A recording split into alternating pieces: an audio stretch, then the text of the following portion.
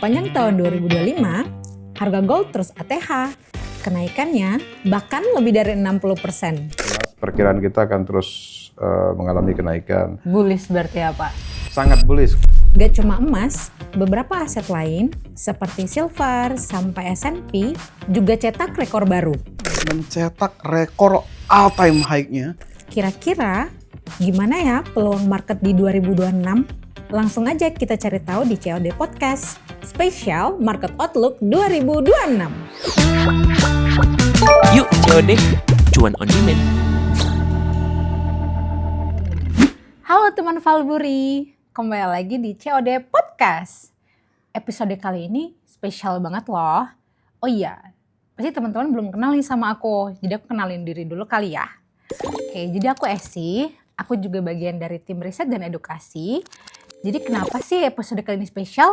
Karena di episode kali ini kita akan membahas tentang Outlook 2026. Langsung nih teman-teman sama tim riset dan edukasi Valburi. Oh ya, sebelum kita masuk nih, kira-kira market future nanti tahun 2026 seperti apa, kita perlu tahu dulu deh pertumbuhan ekonomi di tahun 2026 itu mengalami perlambatan loh ke 3,1%, dan itu menyebabkan penurunan pada tingkat inflasi secara global. Tetapi tingkat inflasi di masing-masing negara itu beragam, sehingga kebijakan bank sentral di masing-masing negara itu berbeda-beda. Nah, untuk lebih lanjut, kita langsung deh ngobrol-ngobrol sama ahlinya untuk Forex dari tim riset dan edukasi. Welcome to Pak Nanang. Halo Pak. Halo sih. Pak, prospek dari indeks dolar sendiri di tahun 2026 gimana ya Pak? Indeks dolar kemungkinan besar akan fluktuatif ya. Dengan drama yang baru dari The Fed, pimpinan baru The Fed, ketika Jerome Powell itu akan digantikan ya. Sudah masa bakti 2 tahun di bulan Februari nanti. Berarti di Februari ya Pak? Di Februari. Dan kemungkinan besar itu akan diganti dengan kandidat yang ditunjuk oleh Trump. Oke, ya. Berarti yang ditunjuk oleh Trump berarti orang dari Trump berarti ya Pak? Kemungkinan besar seperti itu yang memiliki tekanan terhadap suku bunga yang harus segera harus banyak dipangkas. Oke, berarti DXY akan menguat apa melemah nih Pak? Kemungkinan besar akan tertekan. Tertekan ya Pak di tapi tahun 2026. Di situ ada satu sisi yang membuat dolar itu bisa bangkit lagi. Oke, apa tuh Pak? Itu adalah inflasi. Oh, inflasi. Karena saat ini The Fed juga sedang memonitor inflasi itu makin menjauh di akhir tahun ini dari targetnya dia di 2%, sekarang sudah di angka 3%. Ya, Pak? Sehingga kebijakan dari The Fed sendiri saat ini masih melihat perkembangan data-data. Oke, berarti bisa kemungkinan dia melemah, ada juga kemungkinan dia menguat ya Pak? Benar. Oke. Nah kita lanjut nih Pak, di major pair-nya. Kira-kira di Euro USD gimana nih Pak tahun 2026 nih Pak? Euro USD kemungkinan besar akan menjadi titik balik untuk menguat. Akan menguat lanjut, karena kita tahu di tahun ini Euro USD itu menguat ya dibandingkan dengan 2024. Betul Pak. Dan kemungkinan besar tahun ini tahun yang juga akan dipertahankan penguatan tersebut. Karena apa? Ya kemungkinan besar dari kebijakan pangkas suku bunga dari ECB itu sudah berakhir. Iya, di 2% ya Pak? 2,15%, on target kemungkinan besar dipangkas sampai dengan level 2%. Oke. Ya, sehingga sudah berakhir tuh berlakunya ECB untuk pangkas. Sehingga divergensi jarak suku bunga antara Fed dengan ECB makin menyempit, menguntungkan buat euro untuk menguat. Oke Pak, berarti dia akan menguat ya Pak di tahun 2026. Nah selanjutnya nih Pak, rivalnya lagi, GBP USD nih Pak. Kan terakhir yang bisa kita ketahui dari Bank of England, dia mempertahankan nih kan Pak, suku bunga di 4% nih. Gimana nih Pak? Iya, kita lihat angka suku bunga BOE di angka 4%, itu potensi dan peluang di tahun ini, walaupun ada pengurangan suku bunga, tapi sifatnya tidak agresif. Oke, tidak agresif, karena apa? Kita ketahui inflasinya pun masih tinggi, di atas 3,5%. Ya, paling tinggi kemarin sempat nyentuh 3,8, sekarang sedikit turun di 3,6. Kemungkinan besar inflasi ini akan tetap tinggi, sehingga BOE sendiri kemungkinan besar tidak agresif memangkas suku bunga, dan itu juga memberikan petunjuk bagi BOE, dan itu juga akan menguntungkan buat pergerakan GBP USD. Dari GBP sendiri ya Pak, berarti GBP di tahun 2026 dia tetap masih mempertahankan ya Pak suku bunganya, jadi masih menguat ya Pak? Ada ruang pemangkasan tapi tidak begitu besar. Oke. Targeting di angka 3,5%. Oke Pak, kita lanjut nih Pak ke rivalnya lagi, satu lagi nih Pak.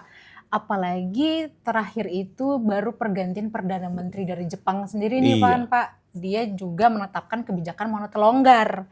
Kira-kira USD JPY gimana nih Pak di tahun 2026? Iya, peluang untuk Japanese yen saat ini kita ketahui dengan terpilihnya Sanae Takaichi selaku Perdana Menteri terpilih pertama seorang wanita di Jepang dengan kebijakan longgar sebagai Abenomics, ya kemungkinan besar suku bunga akan coba tidak seagresif di tahun ini.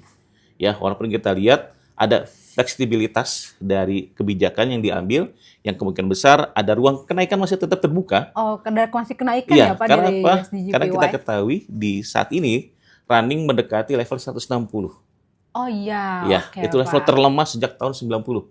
Jadi perlu adanya langkah-langkah yang kemungkinan besar disesuaikan, bisa berupa intervensi melalui kenaikan suku bunga atau dengan alternatif lainnya. Yang utama adalah pemangkasan kenaikan suku bunga yang utama. Yang kemungkinan besar itu akan terjadi kembali di tahun depan. Karena memang rencana untuk menaikkan suku bunga untuk melakukan divergensi suku bunga dengan Fed itu makin mengecil dan itu akan menguatkan nilai tukar yen terhadap dolar. Oke, berarti kita bisa simpulkan dari market forex sendiri DXY ini di tahun depan akan melemah ya Pak? Iya.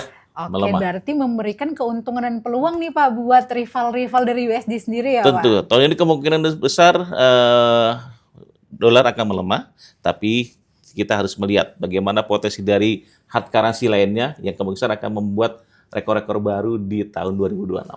Oke Pak, kira-kira ada isu-isu baru nggak ya Pak untuk tahun 2026 ini? Ya, isu baru kemungkinan besar kita akan lihat perkembangan situasi terhadap penetapan tarif impor.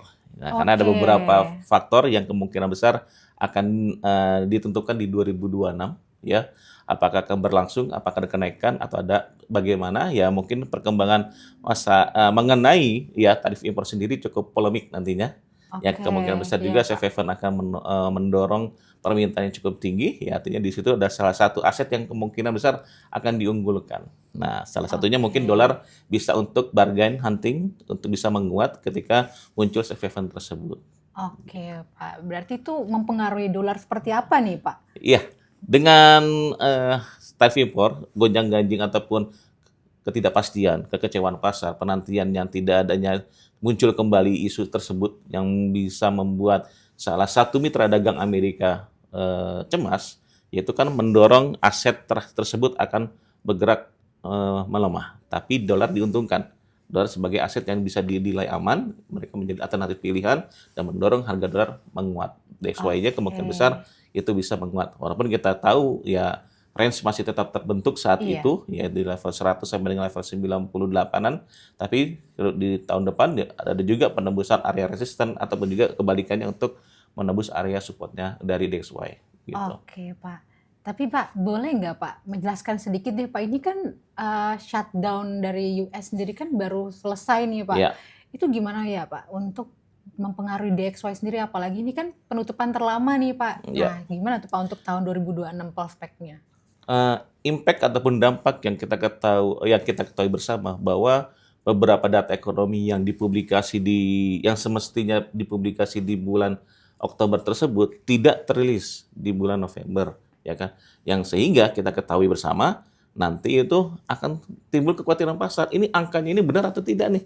Angka dari tenaga kerja ataupun juga dari data-data yang dirilis dari BPS-nya Amerika, ya baik itu dari data manufaktur ataupun juga dari data yang lainnya yang utama, itu kemungkinan besar menjadi rancu. Pasar menerka-nerka. Ini yang kemungkinan besar data ini muncul ini yang terbaru nanti ini sesuai faktanya atau tidak. Nah, itu yang kemungkinan besar akan menjadi kecemasan pasar, ya bisa juga menimbulkan ini bisa jadi hal yang kurang begitu baik buat dolar ataupun juga menjadi sebuah hal yang nyata. Ya kan? Yang nyata data-data ini real, ya market pun juga akan merespon positif buat dolar. Memang sebuah beragamnya sentimen di awal tahun nanti ataupun di semester pertama nanti itu cukup besar ya efeknya, karena dari Donald Trump menunjuk seorang pengganti Powell, ditambah lagi kebijakan semester pertama kemungkinan besar juga akan agresif, tidak hanya dari Bank Sentral The Fed, tapi dari ECB, BOJ ataupun BOE atau bank sentral lainnya, yaitu kemungkinan besar akan mewarnai di semester pertama. Jadi memang cukup seru nanti nih, ya cukup seru, ya. Berarti untuk dari pergerakan dolar sendiri cukup seru di semester pertama nih ya Pak ya. Oke deh Pak. Kira-kira nih Pak, level-level tertentu ada nggak ya Pak untuk teman-teman nih bisa mengetahui level-level tertentu yang mereka bisa menjadi suatu patokan gitu Ya. Pak. Kira-kira gimana Pak? Kalau kita pertama DXY, DXY mungkin kita lihat saat ini berapa kali testing area level 100.50 ini cukup sulit ya. Kalau dia berakhir di break, nah berarti udah siap tuh, ya siap untuk lanjut untuk naiknya. Menembus ke atas. Menembus ke berarti ya, atas. Pak? Level-level titik-titik tertentu sudah terlihat di sana, ya kan? 105 bahkan 110 nantinya. Ataupun bila mana terjadi hal yang mengecewakan buat dolar, ketika suku bunga lagi dipangkas. Ya kan, misalkan dipangkas lagi, berlanjut ya, Pak? lanjut ada argumen, aduh pengen pangkas suku bunga lagi nih, ya kan? Nah itu indeks dolar bisa jebol lagi ke level 96 ataupun 97 nantinya, ya kan? Oke. Jadi kemungkinan besar mata uang rivalnya seperti Euro USD, Japanese GBP, ya itu kemungkinan besar itu akan naik. Euro akan testing 1+18 atau bahkan Oke. 12 full year-nya, atau GBP 14 full years-nya, ataupun juga kembali lagi nilai tukar yen ke 140. Oke Pak. Oh ya ada juga nih Pak yang menyebutkan kalau dari GBP USD sendiri itu dia kira-kira bakal menyentuh di 140 Pak. Nah, kira-kira itu di kuartal berapa tuh Pak menyentuh level tersebut nih Pak? Ya, kalau kita bicara histori, ya ataupun juga kita lihat pola dari pergerakan yang ada, ya kita lihat dari 1 tahun, 2 tahun, itu memasuki di akhir semester pertama dan memasuki semester kedua. Karena memang memasuki bulan Mei sampai dengan bulan Agustus itu volatile terjadi ya pergerakan harga, ataupun juga kita lihat bagaimana tahun fiskal kalender itu memang menunjukkan bahwa pergerakan yang terjadi, pound sterling terutama kita lihat ini memang cukup krusial. Suku bunga yang masih bertahan tinggi, Iya Pak. The Fed memangkas suku bunga, ya makin mengecil menyempit, misalkan BOE suku bunga sekarang 4%, turun Iya. ke 3,75. Sedangkan target dari The Fed itu dari tekanan dari Trump sendiri, suku bunga itu menargetkan mencapai angka 2,5% sampai 3%. Artinya di bawah harga dari BOE.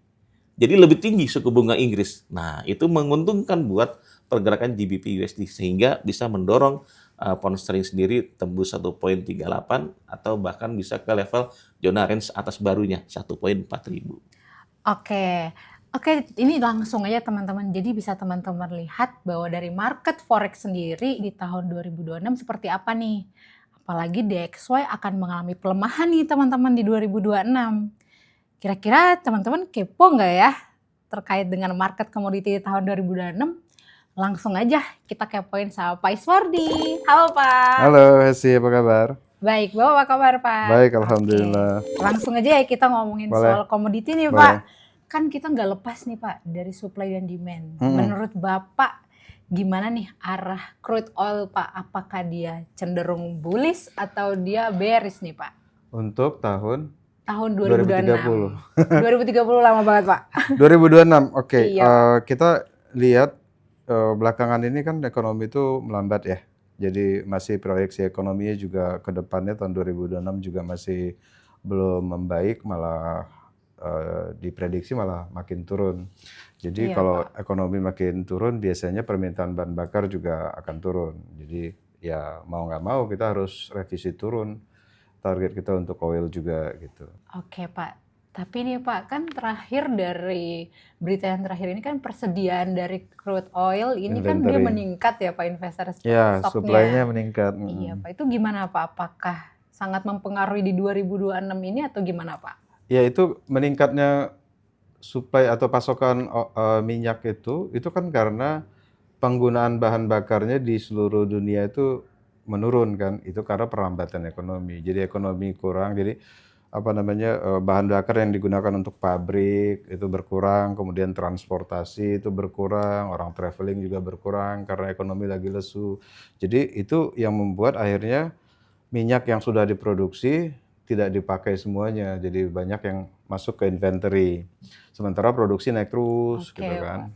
Beberapa negara kan masih banyak, terutama OPEC plus mungkin ya, termasuk Rusia, itu masih mengandalkan produksi minyak sebagai sumber pendapatan mereka. Oke Pak, jadi di tahun 2026 sendiri crude oil akan bearish nih Pak, karena Ya, dia sekarang pasokan udah meningkat kan. iya. Data-data inventory itu selalu dirilisnya pasokan meningkat, produksi bertambah, demand-nya berkurang, konsumsinya berkurang. 2026 itu ekonomi masih diperkirakan malahan bakal lebih lambat dibandingkan tahun 2025. Jadi kalau sekarang aja Oke. pasokannya meningkat, permintaannya sedikit, berarti besok juga akan begitu. Plus, OPEC juga akan meningkatkan produksi mereka untuk Oke. mengejar pertumbuhan pendapatan lah buat negaranya Iya, gitu. Pak. Nah gitu. Jadi ya pastinya akan Dia akan bertambah beres. pasokannya. Iya. Jadi kalau supply bertambah kan hukum ekonominya kan? Iya, Pak. Apa itu hukum Di saat ekonomi? supply-nya dia makin banyak, permintaannya juga kan dia masih sedikit nih kan, Pak, harganya Iya, akan meningkat nih, Pak. iya Oke. katakan permintaan tetap sekalipun supply bertambah, harga turun. Oke. Nah kalau ini supply-nya bertambah, Permintaannya permintaannya makin makin berkurang, turun. Jadi dia akan beres ya, iya Pak. banyak lembaga itu malah prediksinya itu turun sampai ke 48. Kalau kita Oh, melihat wah. kalau kita lihat dari sisi teknikal malah level support yang cukup kuat itu malah di level 30-an, bukan di Oke. level 40-an. Sekarang tuh harga di sekitar 58-60 kan ya. Iya, Pak. Untuk 2026 itu prediksi untuk salah satu institusi itu prediksinya di level 42 atau 41 kalau saya tidak salah. Kita prediksi ya di sekitar area itu, tapi ada potensi juga bisa menghantam yang level 30 tadi. Oke, baik, Pak. Jadi dari crude oil sendiri diprediksi beres nih, Pak. Gimana Beres kalau ya. dari gold nih, Pak? Apakah di tahun 2026 dia akan naik lagi? Ya, ini gold ini sedikit dilema kita, tapi kalau secara umum kita bisa bilang gold itu masih bullish, artinya jangka panjang ya. Kalau kita lihat dari sisi trennya masih sekarang ini jangka panjang, jadi nyatu jangka panjang, jangka menengah, jangka pendek itu, jangka menengahnya itu sideways, tapi jangka pendek sama jangka panjangnya itu up. Jangka menengahnya sideways itu yang kita bilang tadi mungkin rada dilema sedikit. Walaupun kita Oke, secara Pak. umum jangka panjangnya itu bullish naik terus, tapi ada potensi dia koreksi. Koreksinya Oke. itu cuma kemungkinan besar tidak akan melewati 3.800 level low yang kemarin itu. Gitu. Oke, Pak. Jadi terutama di bulan November ke Desember ini mungkin ada potensi penurunan sedikit. Habis itu ya ini namanya juga prediksi ya, disclaimer Iya. mode on ya. Habis itu kemungkinan besar dari mulai mungkin akhir Desember atau mungkin pertengahan Desember sudah mulai sampai nanti ke bulan April itu emas perkiraan kita akan terus mengalami kenaikan. Bullish berarti ya, Pak? Sangat bullish kalau Oke. kalau tadi bearish, ini mungkin bullishnya bukan hanya bullish tapi sangat bullish gitu. Tapi ada potensi yang tadi Oke. disebut koreksi itu. Koreksi itu kemungkinan besar terjadi mungkin di akhir tahun 2025 ini. Di 2026 kalaupun terjadi koreksi itu mungkin di pertengahan kedua, semester Oke, kedua semester gitu. kedua ya, Pak? Ya kuartal ketiga atau keempat gitu kemungkinan ya. Oke. Gitu.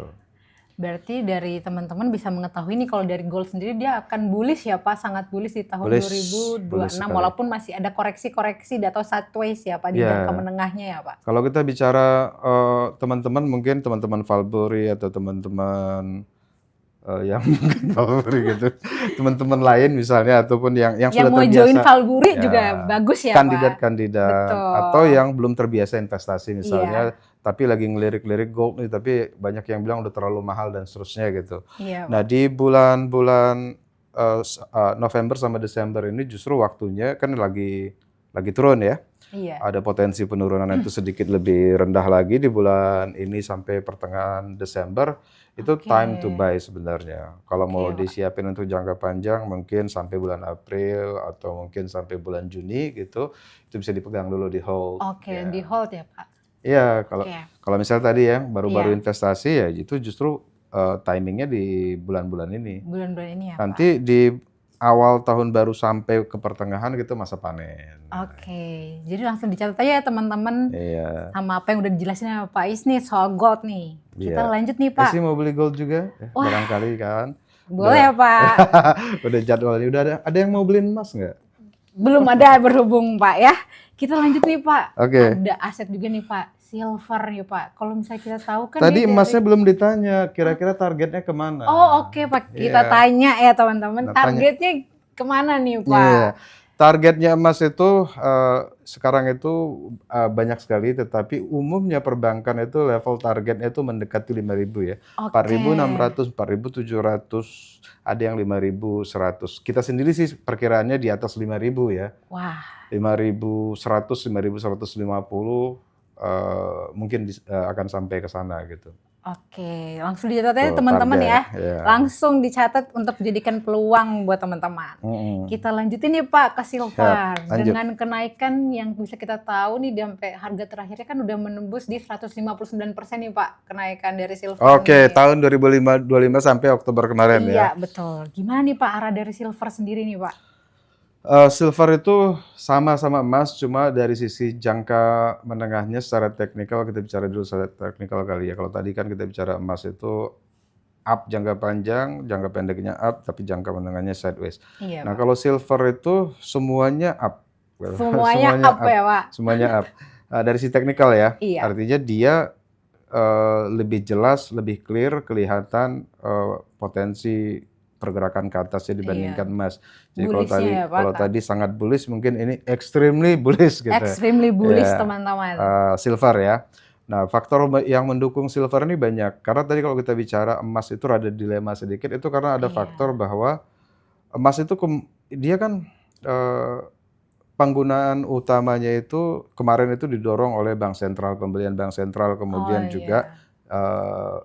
dari dulu sampai sekarang mungkin masih belum dikalahkan itu permintaan akan perhiasan. Oh iya. Nah, kuartal keempat tahun 3 dan 4 2025 itu diperkirakan yang untuk kuartal keempat 2025 ini karena kuartal ketiga 2025-nya itu sudah turun permintaan jewelry-nya karena harga emasnya sudah terlalu mahal. Terlalu mahal ya Iya. Pak? Kalau orang mau nikah mau beli tadinya harganya 1 juta, sekarang 50 juta nggak jadi nikah gara-gara cincin Sangat cincin mahal kawinnya ya Pak? mahal. Jadi Iya. permintaan jewelry-nya itu melemah. Melemah ya Pak? Melemah. Kebanyakan sekarang malah masuk kayak ETF gitu. Iya. Nah, dari sisi itu kompensasinya.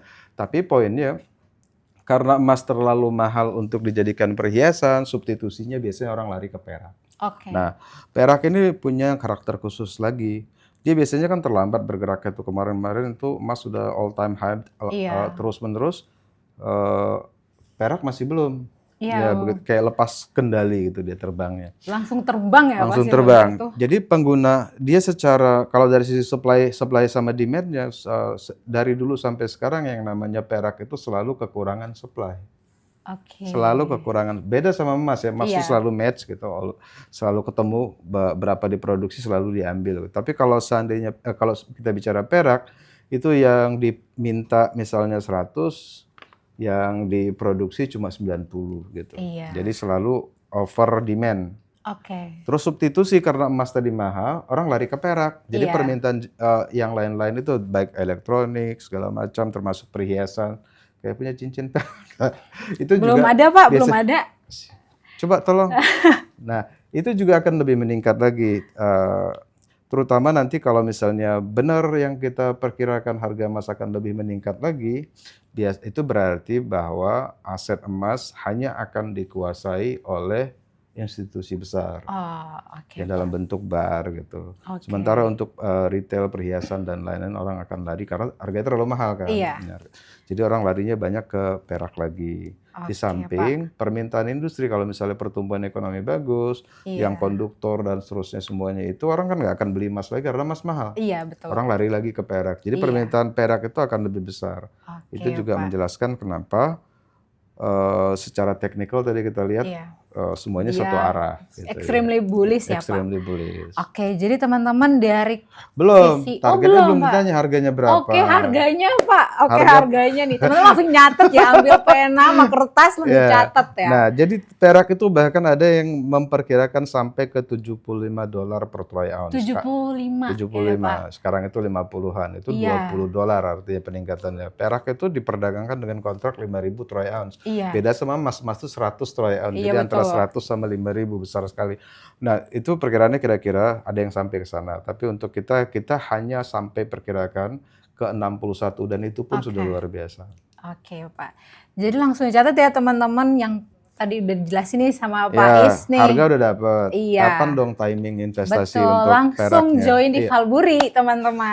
Itu Sama, langsung. sama siklusnya juga sama-sama emas, mulai dari bulan Desember ini, akhir minggu kedua atau minggu ketiga bulan Desember, itu siklus kenaikan dari logam mulia itu sudah dimulai sampai nanti Oke. April gitu. Oke Pak.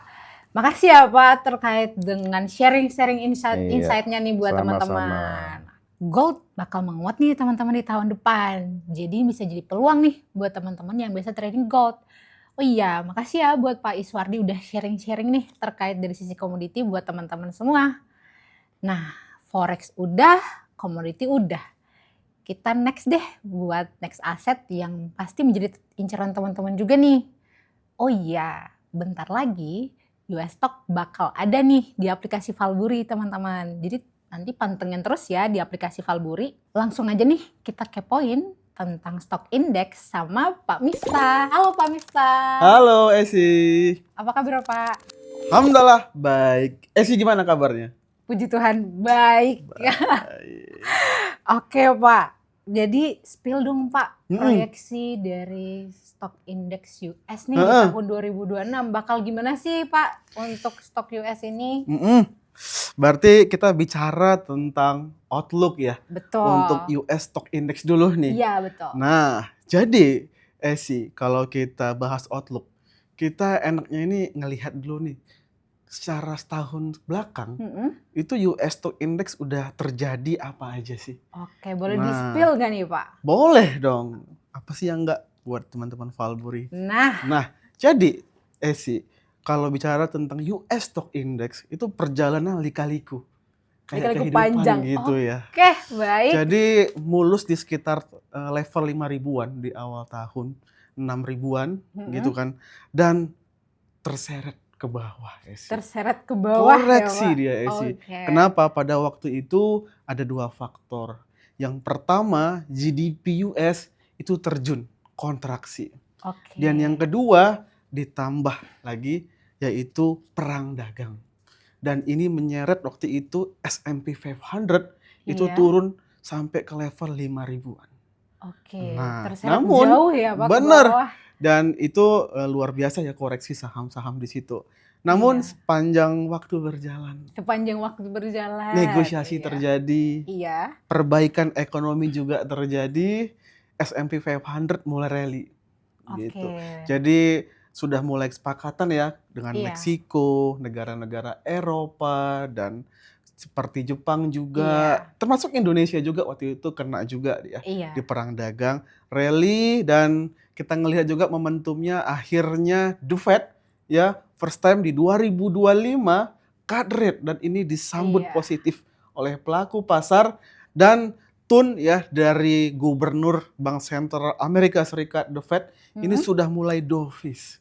Dan ini terus membuat S&P 500 rally. Oke, Dan jadi dovish membuat S&P 500 ini dia langsung menuju ke atas ya Pak? Benar sekali Oke. Esi.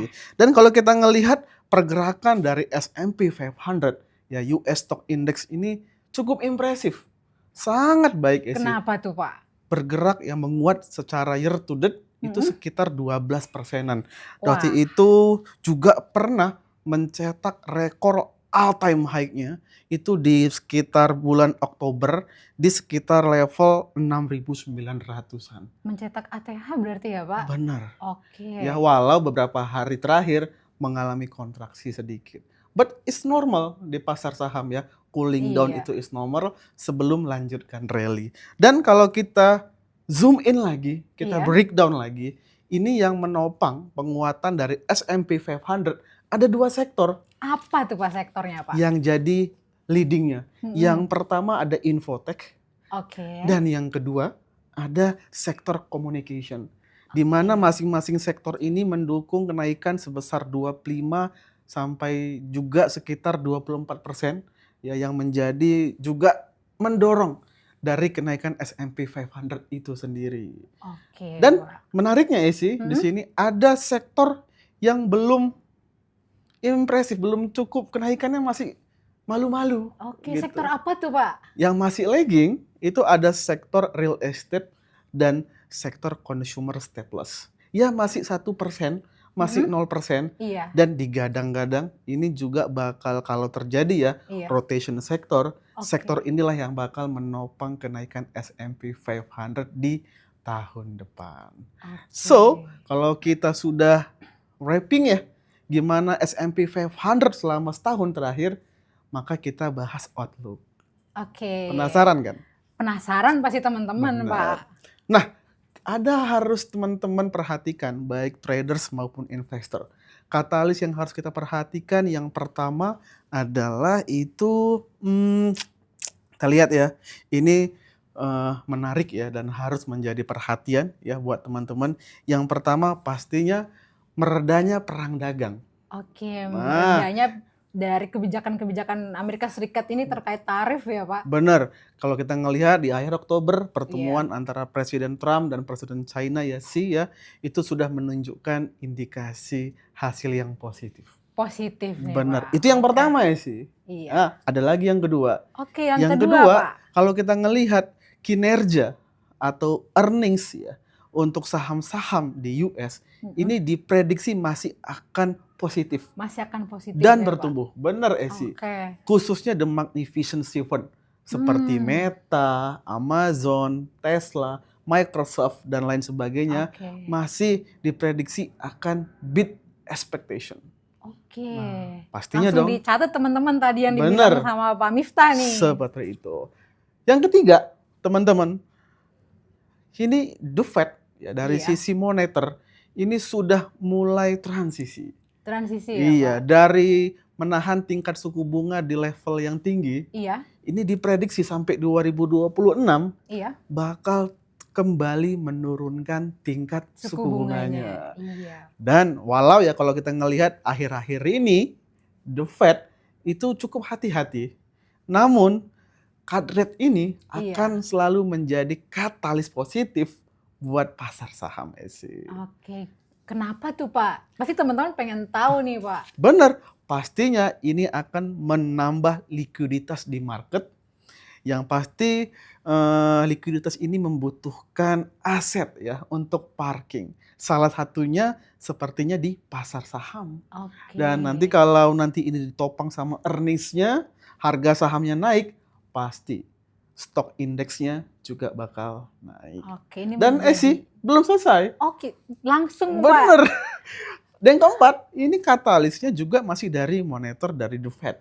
Oke. Di mana The Fed ya komitmen di bulan Desember akan mulai transisi dari fase quantitative tightening Oke. menuju quantitative easing.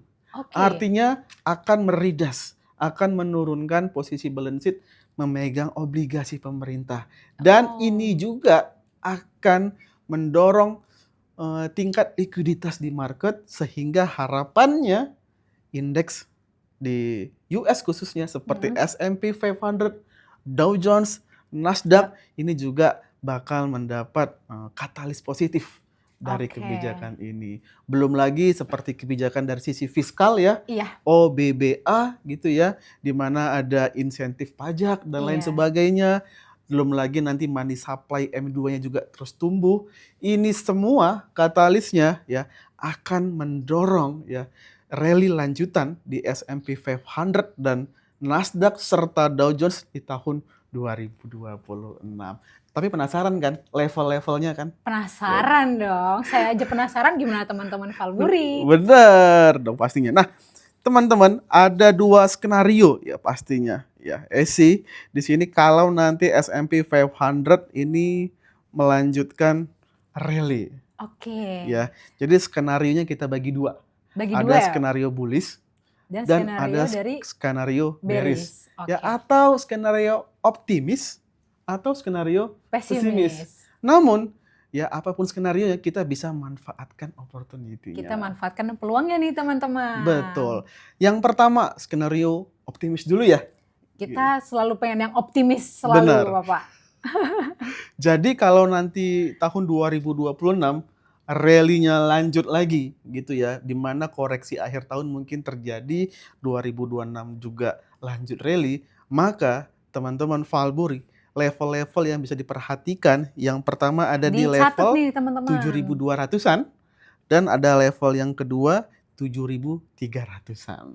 Oke. Namun, ini namun ya, skenario pesimisnya juga kita harus persiapin. Oke. Kita bisa ngambil posisi sell atau short selling ya dan Iya, Pak. manfaatin peluangnya. Oke. Nah, jadi kalau memang secara historical S&P 500 atau bursa saham itu normalnya terjadi koreksi dalam setahun 2 kali, sekitar 2 kali ya. Dan kalau itu terjadi, maka level-level yang harus teman-teman perhatikan ada di 6.500-an dan 6.300-an. Seperti itu, Esi. Oke, langsung dicatat nih sama teman-teman Valburi. Jadi ada 2 skenario nih, tapi tetap dalam skenario tersebut manfaatkan peluangnya ya teman-teman. Nah, kita lanjut nih, Pak, untuk pertanyaan selanjutnya. Oke? Itu dari proyeksi stok indeks di Asia. Wow. Gimana nih, Pak, di tahun 2026? Oke.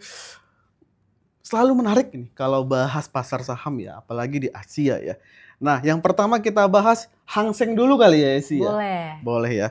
Kalau kita lihat teman-teman, Hang Seng juga bergerak sangat impresif selama setahun terakhir. Menguatnya nggak main-main ya sih. 37%-an. Dan itu ditutup atau di area sekitar 26 ribuan. Dan katalis ya yang bisa mendorong Hang Seng ya seimpresif ini kenaikannya, beberapa di antaranya adalah memang dari sisi moneter, dalam hal ini pemerintah ya, PBOC juga ya, ini mendorong stimulus di market. Oke. Nah, jadi ini yang juga bisa mendorong Hang Seng kenaikannya.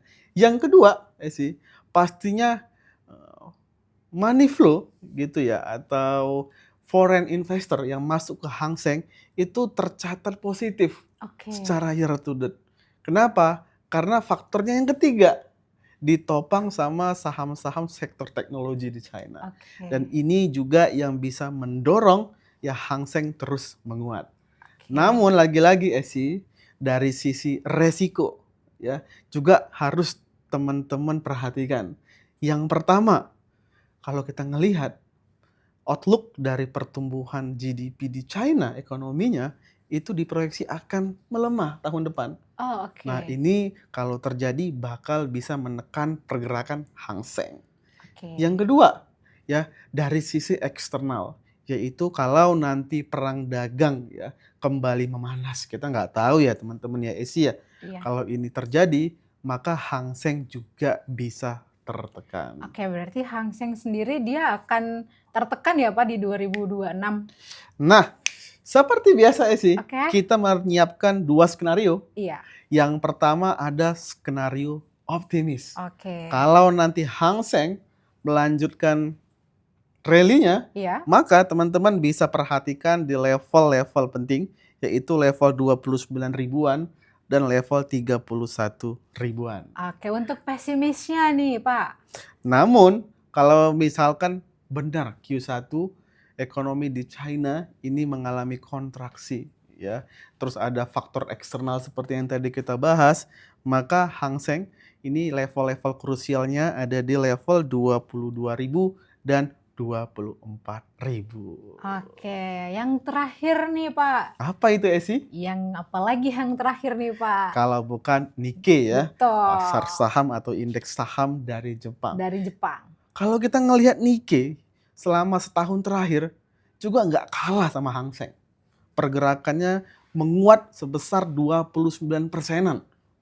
Besar banget ya? Iya. Luar biasa teman-teman. Dan di area 52 ribuan. Dan kalau kita ngelihat katalis ya positif yang bisa mendorong Nikkei ya penguatannya bisa sangat impresif seperti itu. Yang kita lihat yang pertama faktornya adalah kebijakan moneternya dari BOJ-nya yang cenderung dovish.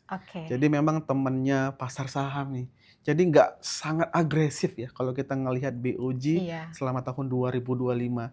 Dan hanya menaikkan sekali sih tingkat suku bunganya. Dan ini disambut baik oleh pelaku pasar, baik traders maupun investor di Nikkei itu sendiri. Yang kedua Esi, kalau kita ngelihat sentimennya itu datang dari kebijakan pemerintahnya juga. yang pro sama financial marketnya. Stimulus baik dari sisi moneter dan dari sisi fiskal juga ikut mendorong kenaikan yang sangat impresif di Nikkei. Oke. Namun lagi-lagi teman-teman yang harus diperhatikan ya dari sisi resiko ya, khususnya yang juga bisa dijadikan teman peluang gitu ya. Iya. Yang pertama Nikkei kalau kita ngelihat sekarang juga valuasinya sudah termasuk over value. Oke. Sehingga kalau memang benar terjadi aksi taking profit ya di saham-saham di bursa saham Nikkei, ini bisa menekan pergerakan Nikkei itu sendiri. Oke. Dan yang kedua, kalau kita ngelihat di sini, kalau memang faktor eksternal itu seperti tekanan ya, pertumbuhan ekonomi juga mulai melambat di Jepang, Iya. ini juga bisa menjadi tantangan buat Nikkei Oke. selama di 2026 nanti. Kita langsung aja nih Pak untuk level-levelnya nih Pak. Wah, setuju nih teman-teman. Kalau kita ngelihat ya Esi, kita juga menyiapkan 2 skenario Oke. untuk di Nikkei. Kalau Langsung memang dicatat nih sama teman-teman nih. bener, kalau nanti memang Nikkei lanjut rally langsung di kuartal 1, maka teman-teman level-level yang bisa diperhatikan ada di sekitar 55 ribuan dan 58 ribuan. Dan kalau Nikkei nanti di Q1 di awal-awal tahun koreksi ya, dan kalau memang mau cooling down ya untuk melanjutkan rally-nya lagi agar kenaikannya itu sehat ya. Iya. Dan level-level yang bisa diperhatikan ada di sekitar area 45 ribuan dan di 42 ribuan. Seperti itu Esi. Oke. Mungkin udah langsung dicatat sama teman-teman nih apa yang udah dijelasin sama Mas Miftah. Oke, makasih ya Pak Miftah. Siap, sama-sama Esi. Semoga Oke. bermanfaat ya Esi ya buat teman-teman Valbury. Thank you Pak Miftah buat insight-nya nih. Nah, teman-teman udah punya bayangan dong gimana tahun 2026 sesuai sama yang udah dijelasin sama Pak Miftah nih. Jadi outlook ini hanya menjadi referensi ya teman-teman, bukan rekomendasi. Semoga dengan outlook ini teman-teman bisa cuan nih di tahun 2026. Thank you ya buat teman-teman yang udah nonton dari awal sampai dengan selesai. Aku Esi pamit, sampai jumpa di COD Podcast berikutnya.